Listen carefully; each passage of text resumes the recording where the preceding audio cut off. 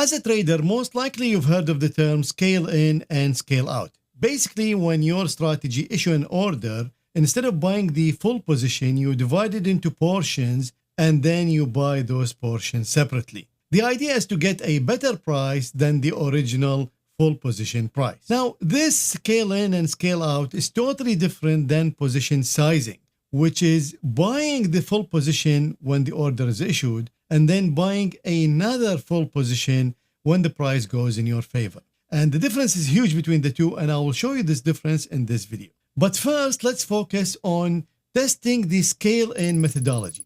And I think you'll be surprised at the results. So what is scale in trading? Basically, you want to divide your full position into portions and you use those portions to enter your strategy on separate conditions. For example, let's say you want to have 3 portions to scale in. So let's say you're buying 100 shares of stock X. And instead of buying 100 shares when the order is generated, you buy 33 shares.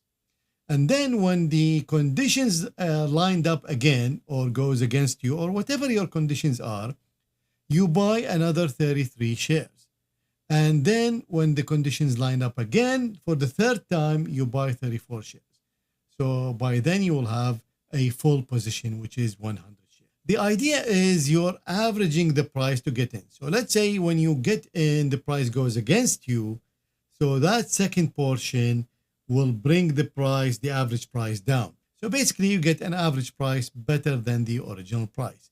So the idea when you are scaling in always happens when the price goes against you. When the price goes in your favor, usually you are adding another full position. And that's the position sizing method, which is you enter with 100 shares, the price goes in your favor, you are making money now, and then you buy another full position or maybe half the position. But you're always starting with a full position. And of course, the best way to illustrate this is with an example. So let's do that. So here I have the S&P 500 E-mini futures, and added on the price chart is the RSI-2 strategy. And this is the RSI-2 indicator. So when the price goes below 25, we buy, and when the price go above 75, we sell. There is no stop loss, no profit target, no filters. And you can see these are the trades. So the strategy is doing very well so far in 2024. This is the strategy performance. We have $183,000 since 2006 with 3.43 return to drawdown ratio and 338 trades, 77 win percent with an average trade of 541. And now we will test the scale-in methodology. So basically, when the price of the RSI-2 goes below 25, we buy 1 contract. And then if the RSI-2 below 25 and the close is lower than the original entry by a certain percentage, we will buy another contract. So then we will have basically the full position, which is 2 in this case. So I'll format the strategy to have a maximum of 2 positions. And now we need to decide on the scale in percent. So remember, the price has to be lower than the entry. So lower by how much? We can decide to go by dollar, volatility, points, percent. There are a million methodologies to do it. So I decide to do it in percent. So let's start with 1%.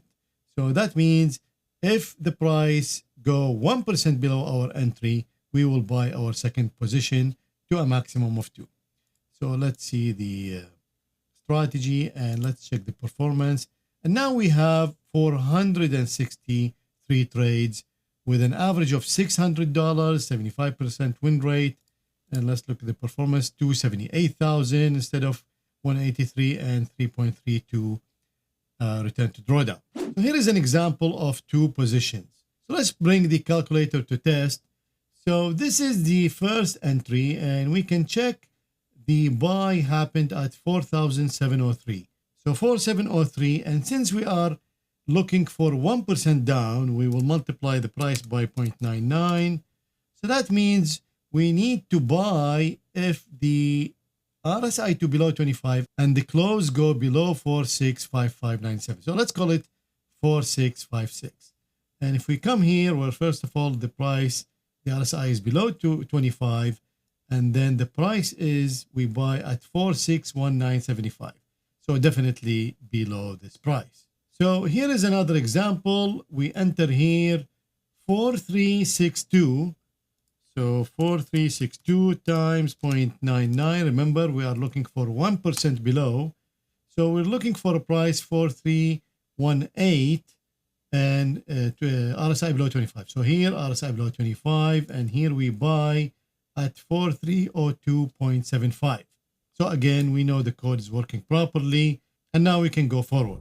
Now in stocks and ETFs, CFDs, and also in Forex, it's a lot easier to do scaling and position sizing because you can divide, and actually crypto is the same thing. But in futures, we only have E-mini futures or the full contract, which is very expensive, or the micro futures. And the micro futures are not available for all futures. And the micro futures is 10th the original contract. So we go, instead of one E-mini contract, we can buy 10 micro contracts. So now I will optimize this strategy on the E-mini S&P 500 with positions from 1 to 10 to see what we get. So here is our strategy, and we will optimize the position from 1 to 10, step 1, because 10 represent one E-mini contract, although I'm still trading the E-mini, but just to get an idea. And then the percent is from 0.25 to 3% with a step of 0.25. So that gives us 120 combinations. And here is what we get. Let's look at the 3D graph. And let me maximize this. So this is, we are looking at the net profit, and this is the percent. So from 0 to 3, and this side is the maximum position. So 1 to 10. Now, remember, although this is red, remember the simple one, this one, the lowest point is $180,000. So net profit is not an issue here. We are just looking at the stable area, and this is a slope. Like there is, although it's a smooth slope, I mean here we have a bigger slope, I guess, than this side. So this side is better than this side. So if we focus on this area, maybe a percent between 0.8 and 1.4, and a position sizing between 6 and 8. This looks to me as the stable region. If we go back to the spreadsheet, so this is our original strategy. The position is 1. So when the position is 1, it doesn't matter the percent. So that's why they're all the same values. So it's 183 and average trade 540 something with 77 win percent. Now we can decide now which one. I mean, we found the stable area. The return to drawdown is 343. So if I sort by return to drawdown, this is 551, so definitely much better. So 343 is this one. So we can say that we have about 20 strategies that is doing better than the original in terms of return to drawdown. Now we know we're going to make more money because obviously we are using more contracts, because remember, I'm using still the ES. The top one is 5.5 return to drawdown. It's making 744,000. If I do this on the micro, this will be divided by 10. So this will be $74,000.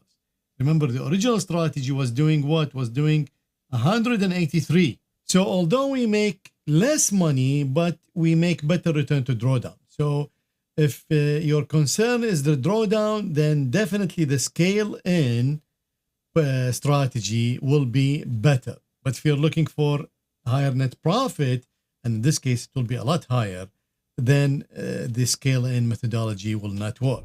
So this concludes part 1 of this test, where we know now scale-in position produce better return to drawdown ratio, because basically you are averaging the price getting in, and that's why you are reducing the drawdown most of the times. And if you repeat this test on multiple strategies, you will reach this conclusion. Most of the time, you will reduce your drawdown. But the compromise is you also reduce your net profit. Now, in this case, the net profit destroyed. Like we went from 180 to about 70. But sometimes you just reduce the net profit probably by 20% while reducing the maximum drawdown by maybe 50%. So sometimes it works. Now, the same methodology can be used as position sizing. So instead of trading your strategy with one contract, well, now I want to make more money. So how do I make more money? Usually is with position sizing. Think of this like you are a very good driver and you go from a sedan car to a sport car.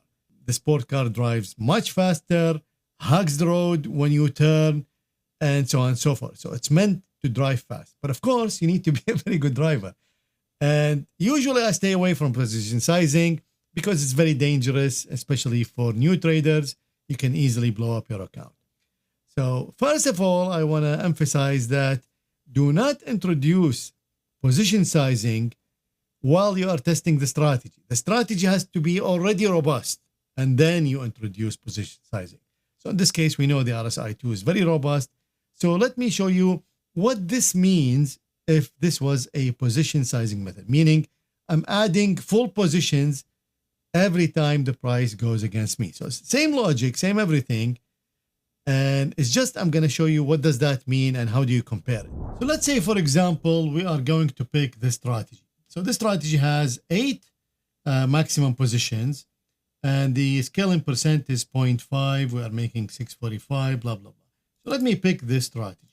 And as you can see now, this is what it looks like. So you can see here we are adding 1, 1. So this is 2, 3, 4, 5, and 6. So this is trade 48. And here we have 8 positions. So these position 1, 2, 3 are losing positions. And then 4, 5, 6, 7, 8 are winning positions. And this is how we are going to compare. So on the right here, this strategy is using 8 contracts.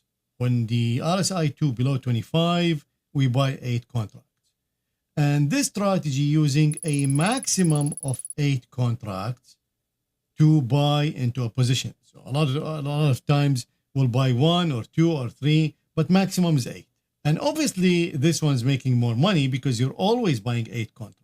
The return to drawdown ratio is 3.43. It's exactly like the original strategy because instead of buying 1, we are buying 8. So it's basically just multiplying by 8. But here we have a better return to drawdown, 478. And then a huge difference in annual period analysis. So here in 2018, we have about 193,000 drawdown and 2020 with 28,000. And here we only have 2009, about $1,400. So that's negligible. So this is a huge plus for using this position sizing methodology. And finally, when we look at the curve, we can see how this is a huge difference. So remember 2018, 2020 was a huge drawdown here. And here it's just a single line and it's a lot shallower. So that's definitely better. So overall, yes, I am making less money here, but a much better return to drawdown ratio and a much better equity curve. Now, although we are making more than double the money here than this one, but remember, we are using more capital here. Here, every time we're buying 8 contracts. So that means we need more capital here than here because in this strategy, the maximum is 8 contracts. Most of the times we're not buying 8 contracts. And we can check this capital efficiency over here. So if we look at these ratios, look at this. So the net profit as percent of largest loss, that means we are making 7 times the amount of money than the largest loss. While here, the net profit is 25 times the largest loss.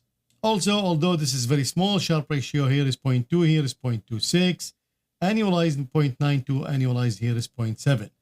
So again, this is an indication of lower volatility, but also much better capital efficiency.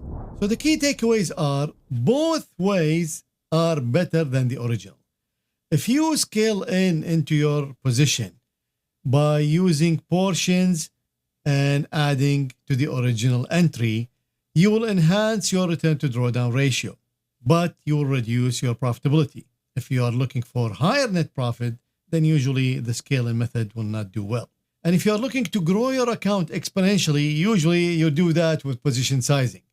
But the caveats are as follows. First, of course, you need to have the capital to run a position sizing, because remember, when you increase the positions, you need more capital. The second caveat, which is the most important, is you only layer the position sizing on a robust strategy. Don't test position sizing while you are testing the strategy. That's not a good, because usually the position sizing will hide all the crap in that strategy, will make it look better, but it's usually the position sizing that's doing the job. So you should start with a robust strategy. That means you take the strategy through all your robustness testing. Once the strategy is robust, stable, then you can layer on top position sizing. And don't go crazy like I just showed you with 8 contracts.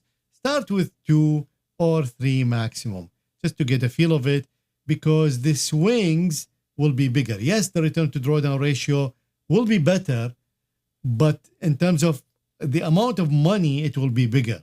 So the percentage will be smaller, but the amount of money will be bigger, and thus psychologically will be harder to do. To learn more about the RSI strategy, watch this video and I will see you there.